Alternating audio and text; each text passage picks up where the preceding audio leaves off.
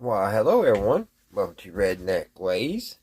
It's that time. It's Sunday. It's model build time. Hope everybody had a great week last week. It was pretty good for me. And made it all the way through. Made it all safe. And made a safe return to this Sunday. And I hope you all did too. Tonight, guys, we're going to finish off. Not finish off. Well, I guess you could call it finish off. Where we started. We're working on the engine on this 1974 Bronco. So it's a very interesting model. Here's what it's going to look like. Hopefully one day. I don't know why my phone glitched there. But that's what we're going to be building. Here's the other side of it. And last week, we painted the engine. We got the engine painted. We got the head painted. Some pulleys. Got the radiator, intake. So that's what we're going to be putting together tonight. We're going to get these all off the card and we'll do some filing if we have to. And we'll be gluing them together. I'm going to be using Gorilla Glue. I've had really good luck with this super glue gel. So the last couple models I've done, I haven't had to worry about them falling apart afterwards. So we're going to be using that. I still need to get a quick drying glue because there's some things you need to dry really fast, and this gel super glue takes a minute. And tonight we're going to be listening to Art Bell, and we're going. His topic is Roswell. I know we probably all heard about Roswell, Area 51, but I can never get enough of that story. So that's what we're going to be listening to tonight, guys. So find you a nice soft seat, grab you a beverage, grab you something to snack on, and let's get this engine put together on this 74 Bronco. Proof of alien existence and visiting of this earth. So we'll be speaking with him. I think you'll find it fascinating. However, first, we're going to go to Linda Howe in Philadelphia and get her weekly update. However, even before that, we're going to welcome a couple of new stations to the network as we continue to grow, now carrying Greenland, WGNS AM radio in Murfreesboro, Tennessee, and that's also Nashville, Murfreesboro and Nashville, Tennessee, and also KOFE AM in St. Marie's, Idaho. KOFE AM in St. Marie's, Idaho. Welcome. Good to have you both on board, and I hope you'll be contributing this evening and making some calls. This program, for the weeks we've been on the air, you'll be, I'm sure, happy to know, now is carried by 75 affiliates nationwide as we continue to grow at an outstanding pace. So, now, all the way back to Philadelphia, Pennsylvania, and with her weekly report, here is author, investigator, Linda Howe. Linda, good evening. Hi, Art. Hi. Well, reports about several phenomena have crossed my desk this week. One is a news story from Waurika, Oklahoma, about a rancher there who discovered that 1,700 of his cattle disappeared between August 3rd and August 7th. 17, did you say 1,700? 1,700. Wow. The Jefferson County, Oklahoma Sheriff's Office has put a search out for 850 cows and 850 calves. The first theory was cattle rustling, but Sheriff Don Allen said it would take 25 trucks to haul away that many animals, and that would be obvious to residents in the small farm community of Waurika. I will keep following up on this mystery. The rancher so far does not want to talk, and perhaps understandably, because apparently even the bank that holds the note on the animals have gone out and confirmed that the animals are missing. Everyone is puzzled, and of course this poor rancher is facing a major financial crisis. Sure, I'm curious, Linda, of those that you do interview or request interviews with that have had something like this happen, how many generally say, no, I don't want to talk to you, go away? It can be, in some cases, if I thought over the last 14 years, maybe 50-50. As many as 50% of the people that I talk to in interviews say they don't want to do anything publicly. Wow. So then we're missing, no doubt, a lot of very good stories. Yeah, the challenge is to get to the facts and to encourage people to come forth to discuss some of these phenomena, because that may help us all to understand. And I'm beginning to feel from the letters I'm getting from the Dreamland audience that more and more people are beginning to communicate that I think are really very, very credible and solid cases. And in this case, too, animal disappearances have been reported in other regions of the United States and Canada, even England, over the past couple of decades.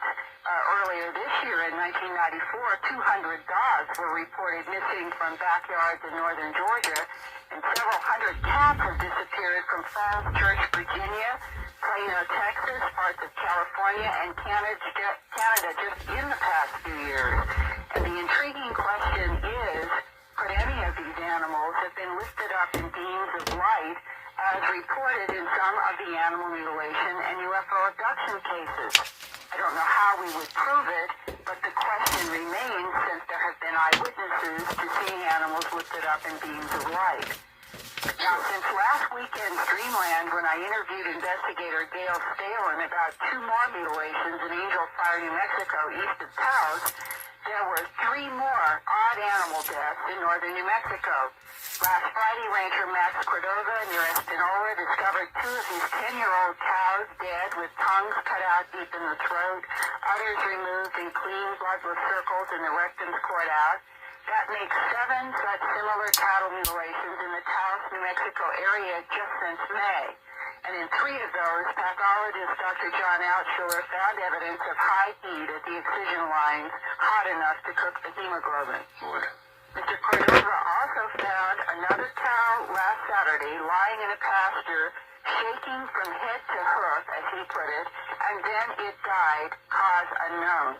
I contacted a veterinarian who did a necropsy on that animal and collected tissues from the mutilated cows for pathology examination, and I'll report those results when we have them. Good. Reports from England are that the last big formation in Wiltshire near Avebury was a huge spider web laid out in a wheat field.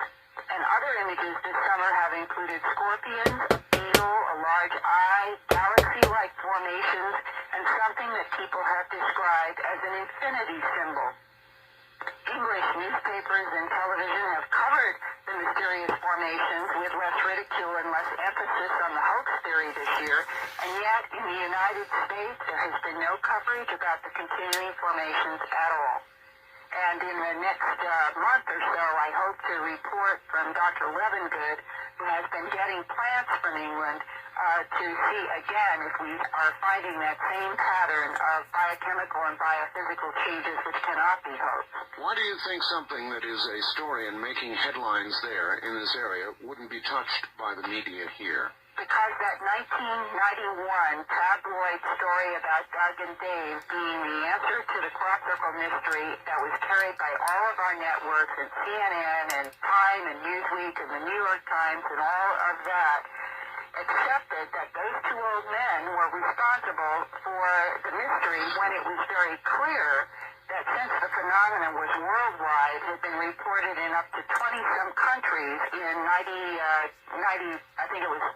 the year 1990, and going into 1991, those 2 men were not responsible for the entire phenomenon, but the media bought that story, and And once the media, quote, mainstream media has bought the hoax theory, then they don't go back to cover it. Well, isn't it worth asking, Linda, why we have these serious questions, formations, cattle mutilations, all the rest of it, that absolutely cannot be explained, and the media deals with those stories, and then along comes one hoax story, they buy it hook, line, and sinker. Right, and it's like one of the ranchers in Alabama last year that I interviewed for my new documentary said to me, it's denial, Linda. Denial is a coping mechanism for people. It's much easier to deny it than it is to face the fact that some very strange kind of intelligence is interacting with our planet. I guess maybe that does explain it, Linda. And going from the standpoint that we are dealing with hard physical evidence in the crop circles and the animal mutilations and even in the human abduction syndrome, there's also the hard physical science area that was involved with the impact on Jupiter. And last week in Europe, a group of astronomers, physicists, and other scientists met in Holland to discuss the latest updates about the comet collision. Mm-hmm. And one of the lead investigators, Dr. Heidi Hamel, she's an astronomer at MIT who specializes in high-speed satellite imaging and spectroscopy. And in fact, I don't know if this glue's going to work. I don't have much control of that big old opening. Took happily that big bottle of champagne right into the first television news conference to present it to Dr. Eugene Shoemaker and his wife and others when they had the very first image of that big black circle at the bottom of Jupiter. And I talked with her Friday about what scientists have been learning so far in the wake of the spectacular explosions from the comet impact, because even in that there have been some mysteries that are yet not solved. And just a moment, I will hook up here and we will hear Dr. Hamilton. All right. She may be the one that for a while we called Heidi. We've had some tantalizing hints of interesting things on Jupiter. Some of the way that the material is spreading, particularly in ultraviolet wavelengths, is very interesting. We're seeing spreading in latitudes, things migrating across the normal lines of latitude. You know, when you look at Jupiter, you see these bands, and normally the winds blow along the bands, so that's what we think of as the winds. But when we take some of this high altitude material, it looks like it's just supposed to be gel and it's coming out a lot. And that would suggest what? No atmospheric motion at the upper? Well, it suggests different atmospheric motion at those upper levels. It's not blowing, the winds aren't blowing the same way high up as they are deep down. And we didn't really have any way to measure that before, and now we're starting to think that we can actually see that motion happening, which is one of the things that we were all very excited about beforehand. We thought, man, we might be able to do this, and now we're starting to actually believe we really can. And how long do you think, at this point, are these brighter spots on the surface of Jupiter going to last? Will it be a permanent one? Well, that's a good question, and I don't think I can really answer that in any detail. We know that features are still there now. We just had some new data from the Hubble telescope come down yesterday, and it's very clear to see them. You can see them in ground-based images too. You don't need the Hubble to see them. So we know that this stuff is still hanging around there now, more than a month afterwards. As to whether or not it's going to be permanent, we really don't know. We won't know that for a while. Maybe next year, if we see these things are fading rapidly, we'll be able to say, yeah, they're going to go away. It's pretty clear they're not forming a new red spot. Some people thought, oh, this is how the Great Red Spot was formed. But that doesn't seem to be true. We're not seeing giant new vortices or hurricanes forming at these latitudes. We're really seeing a band of material. So it's just a question of how long it takes that band to fade. It might take a year. Might take two. Mm-hmm. And somebody with like a normal telescope, let's say a 4-inch gyroscope reflector or something like that, can they still see these impact places clearly? Someone with a small telescope who knows what to look for can probably still see them. It's a little bit harder than it was months ago, though, and here's why. A month ago, these features were very localized. They were spots. And and it's easy to see a dark spot. But when you then take that spot and you spread it out as it's happening, its contrast drops quite a bit. And so if you don't know where to look, it's not as easy to see the spots. So it's a question of how familiar a person is with Jupiter. If they know where Jupiter normally does not have dark band here, and they see the band, then they know that's from the impact site. But it doesn't have these very obvious big dark splotches like it did a month ago. Mm-hmm. So the most outstanding remaining mystery is why was the substance black where these impacts were? Yep, that's one of the questions. Another question that we're all still very curious about is how deep did these pieces really penetrate before they exploded, right? Well, that's something that was very interesting because that tells us a lot about the comet, it tells us a lot about Jupiter, and we really don't know the answer to that yet. We think it didn't penetrate down to the water cloud layer because we didn't see any Jovian water, just like we saw no comet water. Mm-hmm. At the meeting in Holland, we were talking about the fact that we did not see the bright flashes as these pieces went into the meteor phase. Most of what we saw was the fireball blowing out after the pieces had exploded. Right. And the fact that we didn't see them on the way in suggests to many of us that they went relatively deep, below the ammonia cloud decks, which is really the top cloud layer that we see at visible wavelengths. Mm-hmm. But we're not sure about that. And if it did go deep, then it would again be the question, why not see water? Yeah, that's right. So, Art, the mysteries about Jupiter are still not all resolved, and at the end of September there will be another major scientific meeting in Baltimore. There might be more to report then. All right, well, it would be interesting to know, A, how deep they really did go, and B, Richard Hoagland, who's been on the program, has speculated a number of times that the black spots were carbon, and they seem disinclined to be very interested in talking about the black spots. Have you noticed? Well, he said that they have found some odd elements, like lithium, and some other really odd ones, which they're going to have more papers presented in September. But in terms of the identity of the black material, at least according to Heidi, so far, they do not know what it is.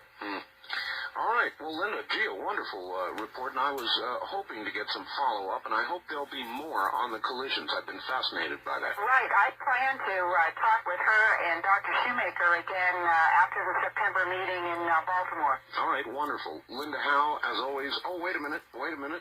Let's give out your address. I know a lot of people want to communicate to you, so give it out. Yes, I have been very grateful for the increasing number of letters, extraordinary stories from people, and I will continue to try to share some of these in future Dreamlands as we go with those who give me permission. You can write to Linda Howe at Post Office Box 538 in Huntingdon Valley, Pennsylvania, spelled Hunting, D as in dog, O-N, Huntingdon Valley, Pennsylvania, and the zip code is 19006.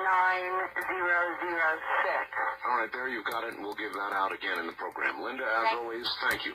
Thank you, Ike. Right, Linda Howe, our reporter/investigator in Philadelphia and frequently elsewhere. She travels around the world to look at this sort of phenomenon, and we will continue to have her on the program. All right, Dreamland continues in a moment with something a lot of people have been waiting for, called Crash at Roswell. We're going to reach out to Cedar Rapids, Iowa, I hope, and find Kevin Randall. Hi, Kevin, are you there? Yes, I am. Excellent. We've only got a couple of minutes before the bottom of the hour break, Kevin, so tell us something quickly about yourself. I think the important things to know is I used to be an Army helicopter pilot. I spent 12 years as an Air Force intelligence officer, and I've been investigating UFOs for about 20 years. So I've got a background that in aviation and investigative work of one nature, and I could bring all that to bear on the investigation that Don Schmidt and I conducted to learn what exactly happened at Roswell in July of 1947. Well, we'll certainly get to that, but if you were in intelligence work, and you piloted helicopters, I've really got to ask you about something up front here that has been a big matter of contention with our audience. What are these black helicopters that are flying around? Any idea, Kevin? I actually have no ideas at all. The stories seem to make no logical sense whatsoever. According to FAA regulations and all other regulations, if you have an aircraft, it has got to have a number on it, and it's got to be flown in accordance with FAA regulations, and these things seem to violate all those regulations. I don't know what's going on. Do you get reports of them? In other words, I'm sure very much like we do here, you are in a circle of people that hears about this kind of stuff. And so do you also get reports of these black helicopters? Oh, absolutely.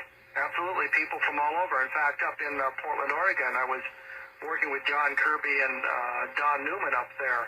And the first time we ever met with them, they told us a number of stories about black helicopters, and I confess they just make no sense to me at all.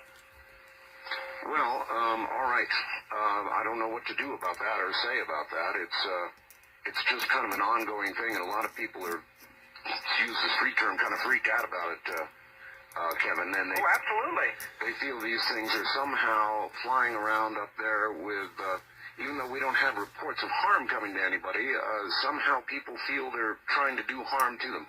All right, Kevin, stand by. We'll take a break here at the bottom of the hour. It'll be about 4 minutes, and we'll come back and find out if we can really get the truth about the UFO crash at Roswell, which again is considered to be the incident here on Earth with perhaps the best documentation to prove that they really have or are here, have been here or are here. We'll be back.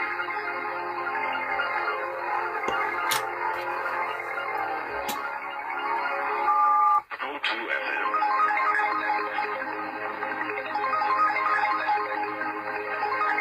This is a pre-recorded, previously broadcast program.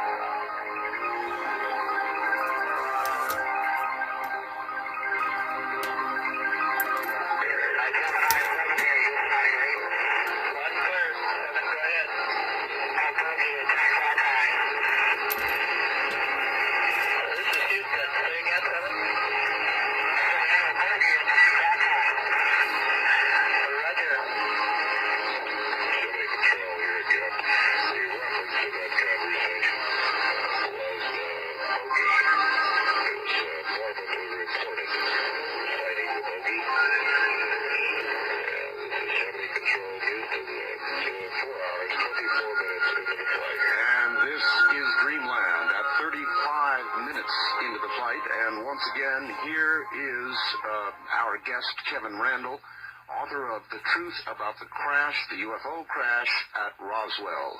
Kevin? Yes. Good. Welcome back to the program. Thank you. All right, Kevin. Just before we get started with regard to your story, recently Showtime had the movie on Roswell, which I saw, and I don't want to lead you into any review you don't want to give, but I sure would like to find out from you what you think about that movie. Well, it was based on the first book that Don Schmidt and I did, The UFO Crash at Roswell. So, frankly, we liked it. You liked it? Yes. But we were prejudiced. In fact, both of us are in the film in cameo roles. Don plays a bartender, and there's a scene in the sheriff's office where there's a newsman way in the back arguing with the deputy, and as they move in and out of the camera, you can see me back there arguing with the deputy. Oh, no kidding. That was you, huh? Yes, that was me. Yes, I do recall. I certainly do recall. Is there anything about the film that you found distressing or inaccurate or blown up, for the sake of cinematography? They did a very good job of trying to stick pretty much to the story. And, as the director said a number of times, they were making a film. So you have to keep it in context of them making a film. When I first saw the script, I was a little bit bothered by the stuff from Dreamland Area 51, the animal mutilations, the human abductions. I thought this really has no relevance to the Roswell case. But in the context of the film, with Martin Sheen saying, telling Jesse Marcel in the context of the film, well, then none of it's true. Well, maybe some of it's true. And in the context of the disinformation put out by the government, I thought it worked very well. What about, one thing that struck me in the film was the size of the debris field at Roswell. My gosh, for as far as the eye could see almost, there was debris. Was there that much debris at the original crash site?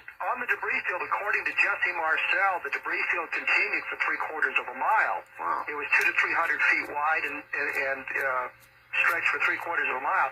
And in fact, the reason the debris field is so large is because I said something to the director, so the next day I found myself walking way out into the desert, dropping debris here and there with a number of other people. And Paul Davids, the executive producer, suggested, well, maybe the director was getting even with you for shooting your mouth off. You should have told him the debris field wasn't large enough. So. Yes. All right. Let's back up a little bit and have you tell the story of the truth about what occurred at Roswell as best you've been able to determine it. And how did you determine what the truth was, by the way? A series of interviews, no doubt. Interviews with the eyewitnesses, people who were there. No longer are we relegated to having to deal with this on the basis of my father saw this and told me about it, my husband saw this and told me about it. We're now to the point where this is what I saw. So we have the first-hand witnesses, all of whom are named, or the majority of whom are named in the book. How many witnesses of that caliber were you able to find? We have found about a dozen people now who were on the debris field, on the impact site where the craft and the bodies were found, who have talked to us about some aspect of it. Unfortunately, a number of them have since passed away since we had an opportunity to talk to them. But we do have that many. In fact, Don Ecker at UFO Magazine in California just found another first-hand witness who corroborated some of the things that we published in the book. So no longer can people point to us and say, well, the way you ask questions, your agenda had you lead these people into what you wanted to say. Now there's a witness that we had no contact with when he first told the story, who was found by someone else, and now that we've been able to review what he said, he tends to corroborate what the other first-hand witnesses had said it well. And have you spent any introspective time, Kevin, asking yourself that question? Did I lead people into this? Did I put ideas in their head, or was I objective? That always runs through your mind, especially when you begin to get to the story as you wanted to hear it. I mean, we wanted to find the first-hand witnesses, the people who see the craft, the bodies, and when we began to find those people, the question was, are they telling us what we want to hear? That's right. Or are they telling us what they actually observed? And how can we corroborate this? And what it turns out is we kept a lot of the information to ourselves before the publication of the book for that very reason. One of the first-hand witnesses we identified as Steve McKinsey in the book because he asked us not to use his real name because he valued his privacy. Mm-hmm. But he led us down a number of roads that we had not gone before. The crash site the impact site being much closer to Roswell, not the debris field found by Mac Brazel, but the impact site. The shape of the craft not being a classic flying saucer with a dome on it, but something more heel-shaped. The number of bodies, what they look like. He told us all this stuff, and it varied from the conventional wisdom. And we thought, well, this is wonderful, this is what we want, but is this guy feeding us a lie? Sure. But we found corroborative testimony. Louis Rickett, the NCOIC of the Counterintelligence Office at Roswell, corroborated the shape of the craft using the same words almost, that it was heel-shaped, that the drive they made from Roswell, he and a man that he identified as Sheridan Cabot, made from the base at Roswell was about 45 minutes to the impact site, not the 2.5 to 3 hours it takes to get out to the debris field. So it's much closer to Roswell. Well, let me understand. The impact site versus the debris field, how much distance between the two? About 40 miles. 40 miles?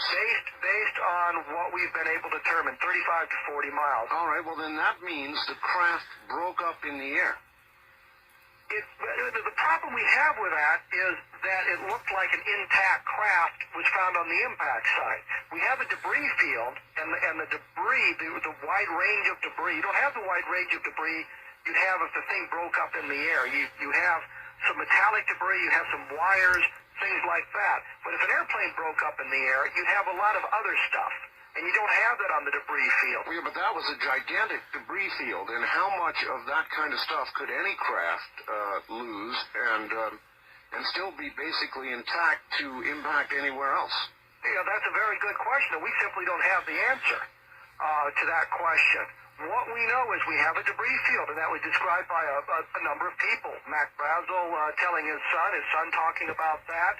We have General Exxon, for example, told us about two distinct sites, the one closer to Roswell, the debris field. Yes. We have a number of witnesses telling us those things. There are questions we don't have the answers to because Let that dry for a couple minutes. The internal workings of this thing. We'll come back to the it. creatures that they showed in the movie, how did they arrive at how to make those creatures look in the movie? I believe what they did in the movie was they took some of the testimony that came about in our from our first book, some of the things we'd said in the work that we were putting together for the second book, The Truth About the UFO Crash at Roswell, especially based on the eyewitness testimony we'd tested and covered, took some of their cues from the abduction phenomenon in the current state of UFO literature and created a being that sort of fit all the descriptions.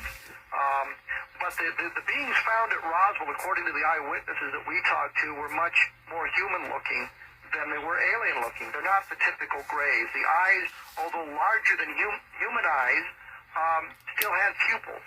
The heads, although slightly larger than human Let's see if there's anything we can paint while we're waiting for it to dry. They would be proportionate to the bodies. The bodies were extremely thin. The bones were very fragile. According to that. So maybe some of the things that we have learned from our investigation were incorporated in it, but they also wanted to make the creatures look alien, more alien than it is. Then they probably were. All right, fine. Well, even so, Kevin, assuming that there were beings and they were recovered, black silk we mat. would not do autopsies and then cremate. We'll go ahead and get the frame painted while we're waiting for that to dry. Because we got to paint the transmission black also. And put the fan on and the pulleys. Which I can go ahead. We can go ahead and dress these, clean them up. I want to paint that silver with my paint pen. A couple of people is that they are in Nevada. Not at Greenland, not at Groom Lake or Area 51, but at a special location in the central areas of Nevada in the mountains. Really? As you know, 90% of the state of Nevada is government territory. Oh, we well know that. Yeah, and our understanding is that there was a special facility created in central Nevada in the mountains for the preservation of the bodies and a great deal of the debris recovered at Roswell. Gee, I feel honored. In the same state with the bodies, huh? Would that be some? I'm always looking for some way, Kevin, rather than reviewing what occurred all those years ago, fascinating as that is, to approach it today and try and prove it today. I mean, everybody wants to do that. That would be one way. That certainly would be one way. I think one of the other things we need to do is, and I think Don Schmidt and I have done a fairly good job, and to give credit where credit was due, I think that Stanton Friedman, I think that Bill Moore have pretty well explored what happened at Roswell back in 1947. What we need to do now is find out what happened at Wright-Patterson Air Force Base in 1947. Some of that work has been done, but there's a great deal more to be done, and learn what was going on in the UFO phenomenon from that point forward, and that may provide us the clues to get to where we want to go today. So we need to take the investigation out of New Mexico and move it into Ohio and other locations.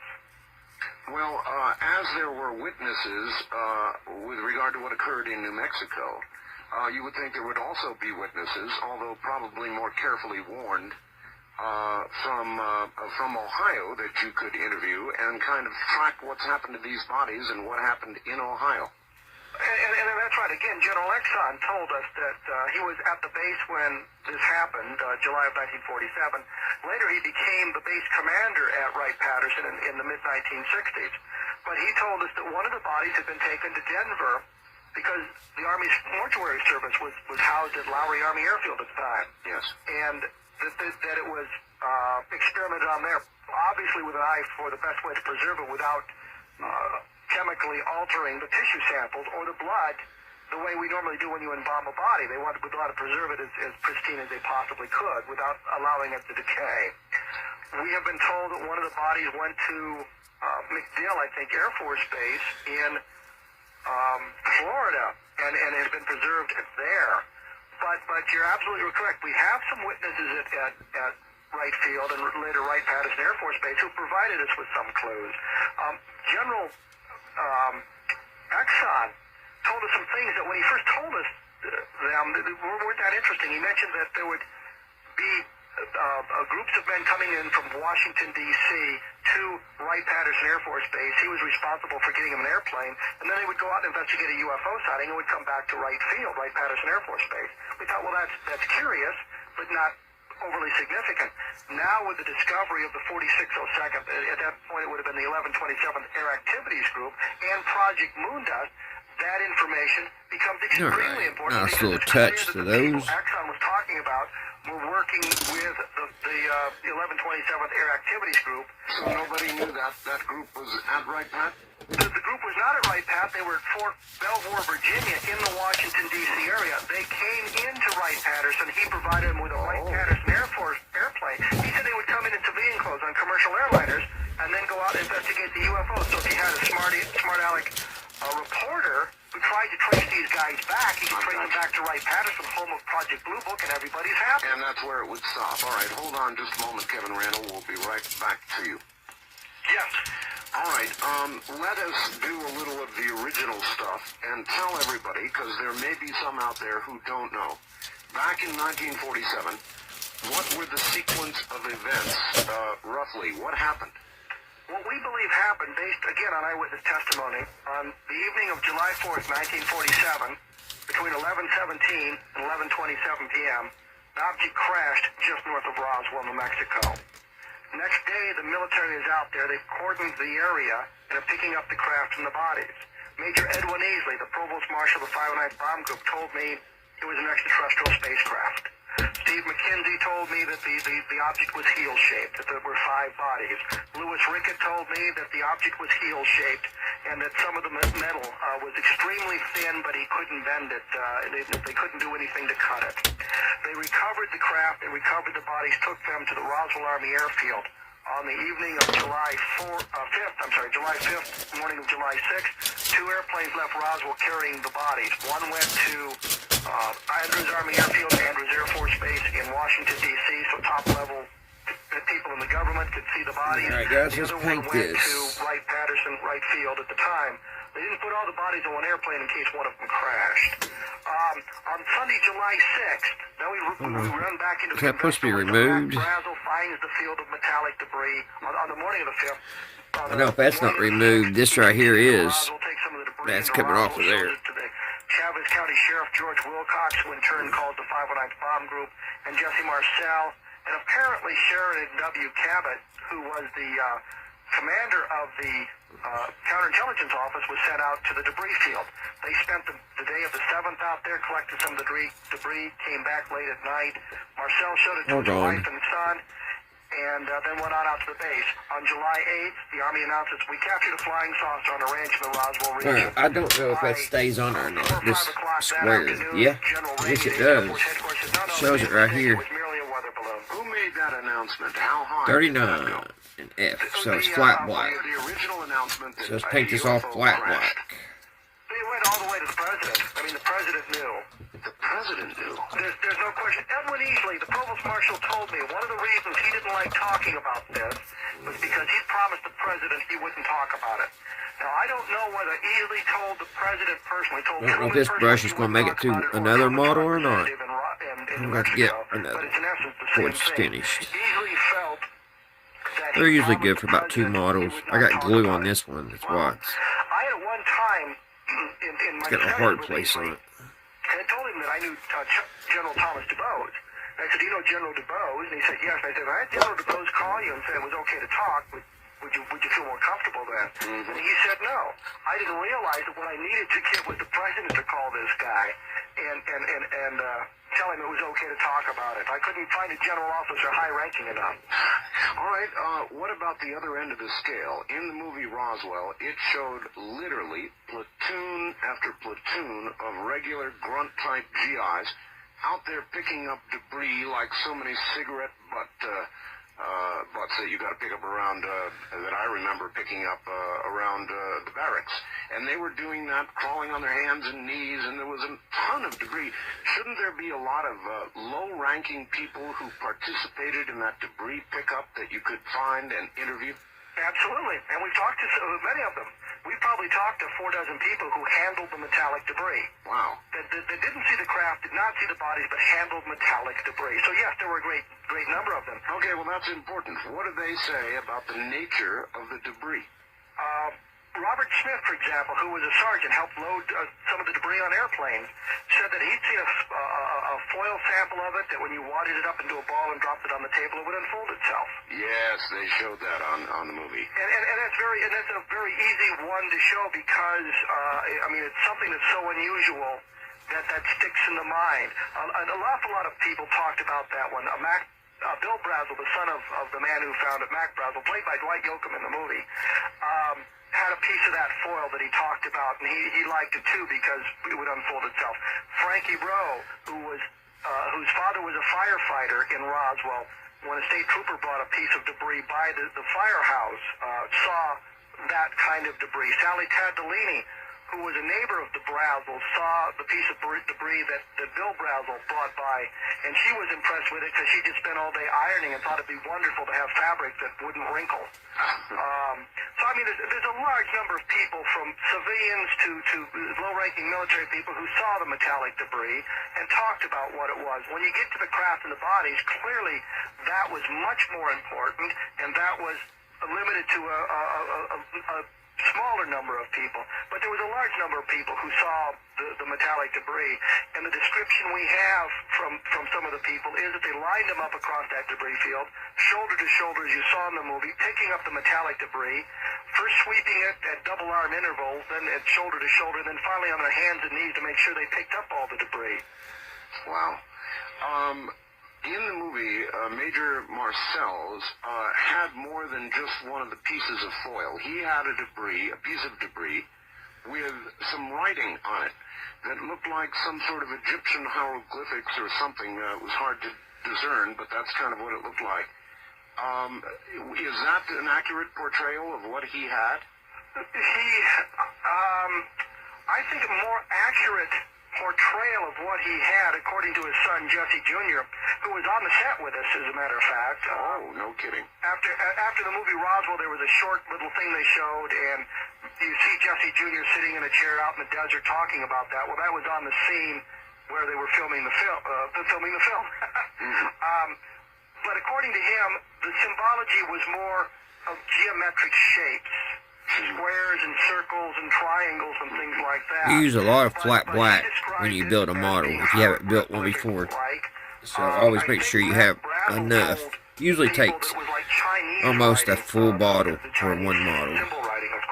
All right, still just as strange. Kevin, I've got to ask you to hold on for a sec. We're at the top of the hour. We're going to do a little bit of news here at the top of the hour, and we'll be back. Radio is a wonderful land to be in. We have enough time to explore an issue the way it should be. Kevin Randall is my guest, and we're talking about the truth about the UFO crash at Roswell.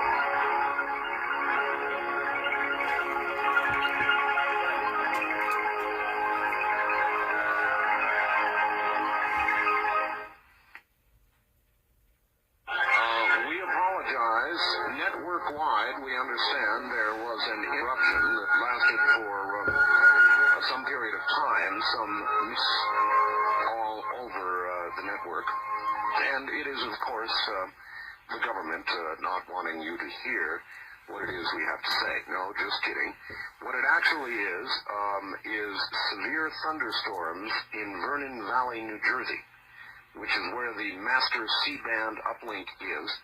Satellite uplink, and so I guess they're back there battling lightning bolts and trying to keep everything together. So if there is any interruption, When that's the reason for it.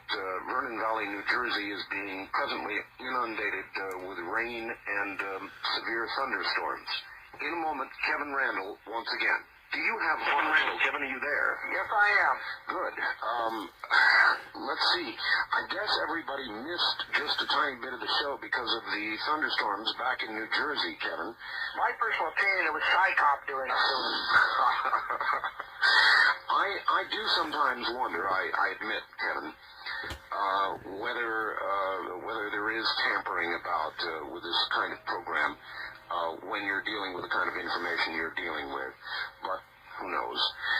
At any rate, Kevin, if you would review for everybody just a little bit, I believe that it occurred just prior to the hour, which would mean while you were detailing some of the events at Roswell, it went off, of course. Of course, naturally. Mm-hmm. Like I say, the best evidence we have in its eyewitness testimony is that the crash took place between 11:17 and 11:27 p.m. on July 4th. July 5th, the military moves in, cordons off the area, recovers the craft, recovers 5 alien bodies. The same day, Mac Brazel finds his debris field. Sunday, July 6th, Mac Brazel comes in, alerts the Chavez County Sheriff, who in turn calls the Roswell Army Airfield, Major Jeffrey A. Marcel, and apparently Captain Sheridan Cabot, who was in charge of the counterintelligence office, accompanied Brazel back out to the debris field. They spend the July 7th there, Monday, July 7th there. Brazel leaves them on the field. Marcel eventually sends Cabot back to the base. He stays there until dusk, drives home, shows some of the debris, the metallic debris, to his wife and his son, and then takes it on into the base. On July 8th, the military announces they have a flying saucer. Roswell Army Airfield captures flying saucer and ranch in Roswell region. 3 or 4 hours later, General Roger Ramey, commander of the 8th Air Force, announced, no, it's nothing more than a common radar target. The officers and men at Roswell overreacted what to the paint on this frame? times that they were in. It's one of the tougher ones I painted. A fairly common weather balloon A lot of little as a flying things disc, here. and that pretty well shot down the story until Marcel surfaces in 1970, Shock talking wells. to friends and in fact a woman who did a college nooks and thesis on crannies. it, about having captured a flying saucer, and then of course from that point UFO researchers became involved with Bill Moore's book coming out, I believe, in 1980, detailing part of the Roswell case.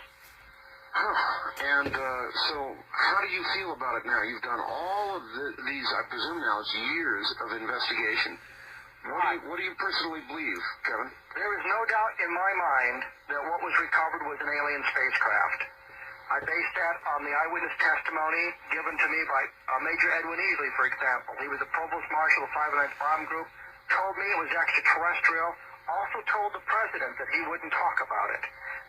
It was something so important the president had to become involved in it.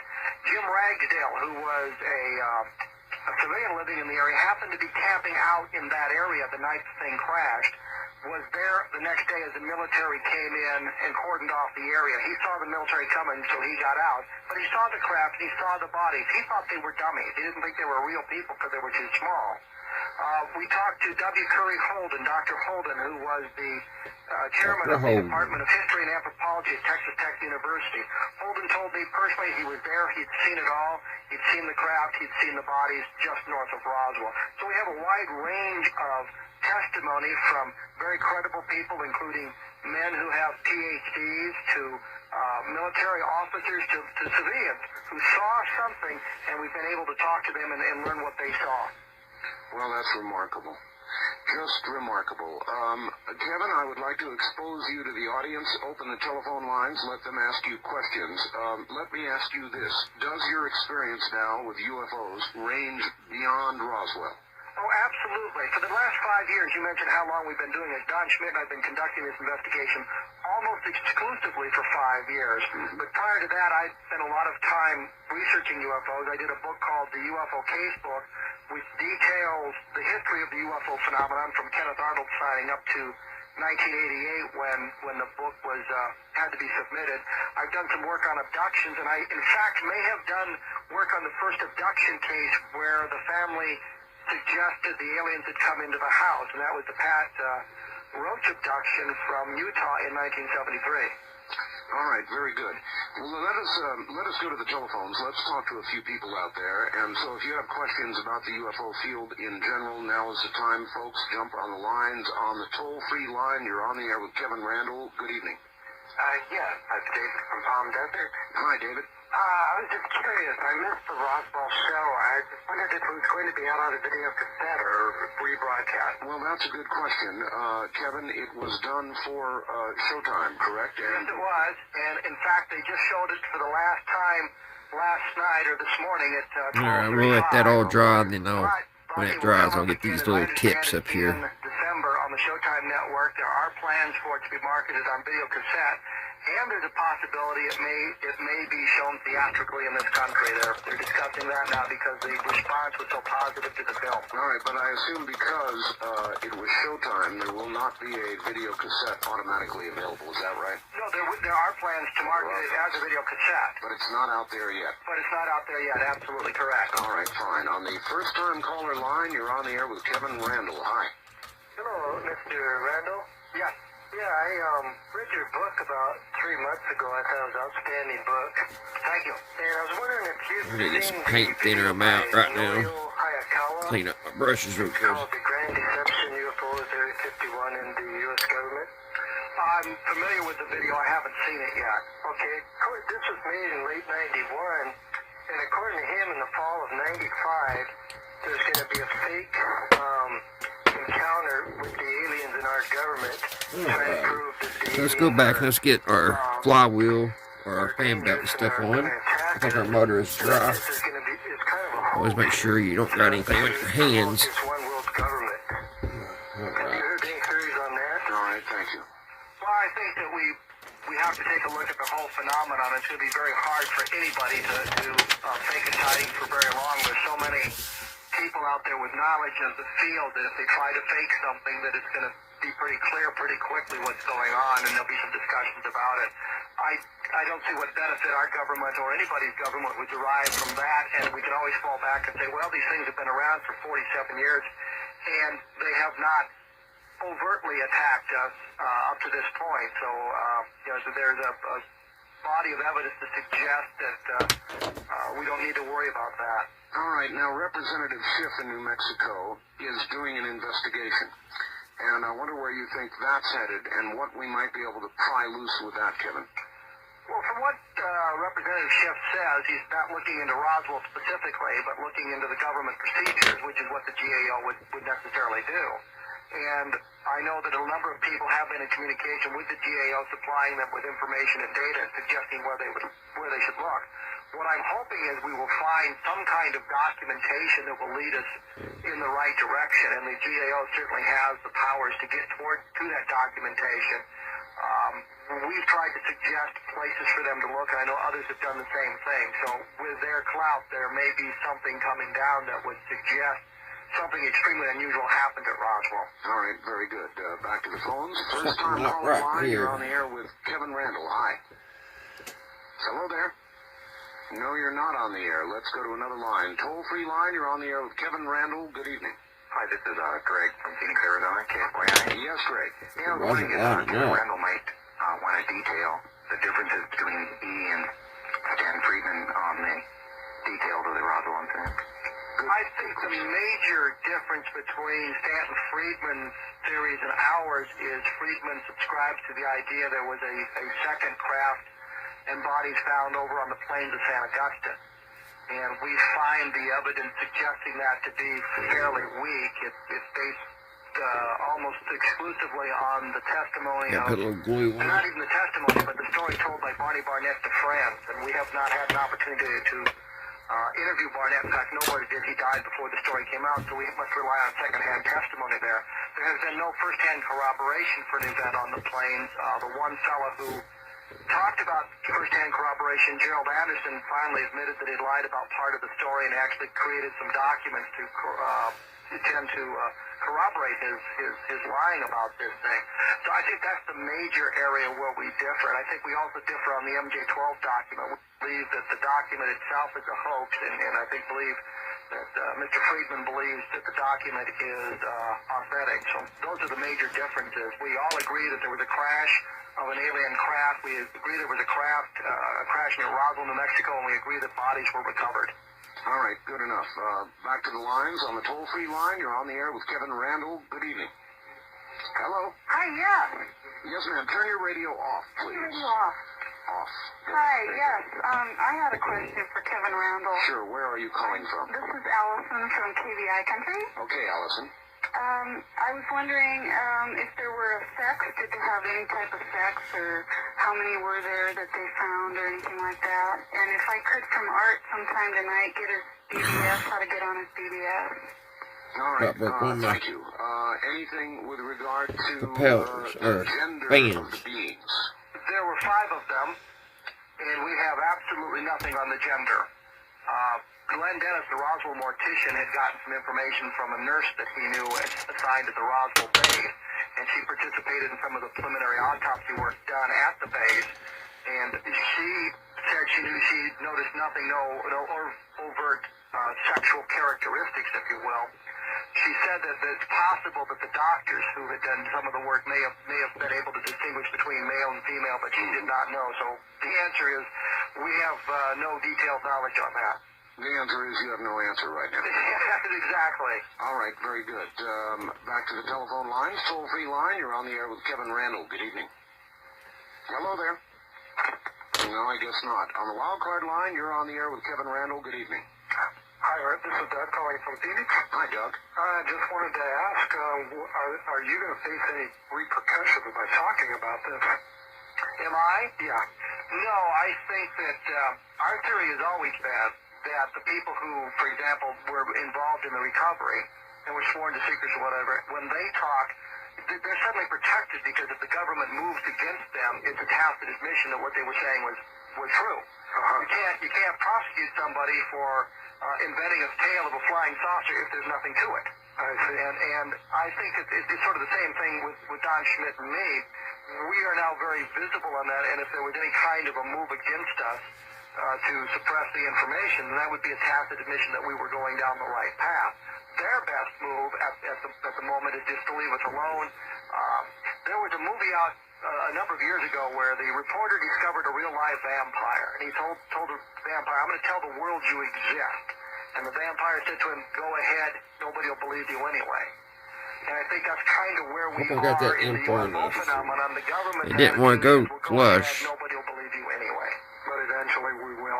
Eventually we will convince people because It's probably got to be flush, because when you get it all put together, if it's not all the way up there, it'll hit that, it'll hit the fan or the radiator. For example, we've always maintained there was a secret UFO investigation. Still, it just, I don't know, it wasn't cut good. I'll try to make the hole bigger. There's about an 1/8 inch of space there. Hopefully that don't haunt us later.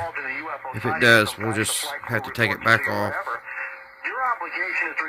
I can't get it back in. If I keep pushing on it, it's going to break. And so what this does is demonstrate that there was another investigation. Alright, we got the fan, we got the blades. There apparently was coordination between Blue Book and this other investigation. But clearly the important That's all glued. Now, I just need to paint the transmission. It will be done, guys, on this session. So let's see. It was also involved in the retrieval of returning space debris of Soviet origin or something of that. I think A is silver. More mundane mission. Yeah, aluminum. What that project was, moon dust. You keep talking about it. What did they Aluminum. I got close to aluminum. Documentation in 1953 to debrief of captured flight crews. It evolved into a project whose one mission was to recover space debris of foreign origin or unknown origin, which clearly could mean extraterrestrial. It's UFOs are mentioned. We'll try this silver. Documents. So we have I may have to pick up a thing of aluminum. I don't have aluminum. Get this, 4602nd Air Intelligence Service Squadron. Later, the 1127 Air Activities Group. I mean, it's the same unit, but moon dust is involved in that. Moon dust that organization is also involved in UFO investigation. So Moondust clearly had a mission that revolved around UFOs. Now we know that when Senator Jeff Bingaman from New Mexico queried the Air Force about Moondust, the Air Force wrote back and said, no, there was never such a project. Never existed. When we presented the documentation, actually Clifford Stone from Roswell gave the documentation to Bingaman, who sent it to the Air Force. The Air Force wrote back and said, we'd like to amend our last statement. There was a Project Moondust, but we never used it. We can now prove that Moondust went out a number of times. Oh, boy. So what I'm saying is, we now have the documentation on our side. It's no longer we ufologists running around saying these crazy things about secret government projects and all this. We now have the documentation to prove it. And we have the lies told by the government documented as well. What do you think movies like Roswell and books like your book will eventually produce? Well, what we're hoping is the movie, because they followed as closely as they possibly could, keeping in mind it is a movie, the situation, it opens that door to a lot of people who've never heard of Roswell. What is Roswell? Well, the movie tells you pretty much what it is. It doesn't tell you how detailed the information is. Our book, because we were very careful in listing the sources, footnoting everything, giving a bibliography that has more than 200 items in it. Right. The list of organizations that participated in the investigation provided us with information. All that information is detailed in the book so that when someone comes into this new, they realize the level of investigation. It's not Don Schmidt and Kevin Randall, sensationalists, decided that they were going to blow Roswell up into something You are listening to North America. to make money, but they had actually done a lot of research into it and come to these startling conclusions, if you will. So what we have to do is convince the Alright, media guys, I think it'll pass off as aluminum. We'll have to probably put another coat on it, because the blue's trying to come through. And that sort of thing. I think it'll work. After another coat. So we'll let that set and dry, guys, and we'll let all this paint harden up, and we will continue. Well, gee, maybe you saw something extremely unusual in the sky and you're a sober citizen, but the immediate assumption is what we will continue it next week, guys, right there. We'll take from where we started, and we'll keep on marching forward till we get her done. You mentioned the Roswell case on the front page of the July 9th, 1947 edition. So we can prove something. I hope you guys enjoyed yourself here at Model Build Sunday. I hope you guys have a great weekend. Is that a bunch of glue over here? How did that happen? I'm telling you, that glue is not what I thought it was going to be. I don't even know how big blob of it got over there. Oh, gosh, what a mess. Alright, guys, until the next one, I'll see you right here, Redneck Ways. Bye, guys.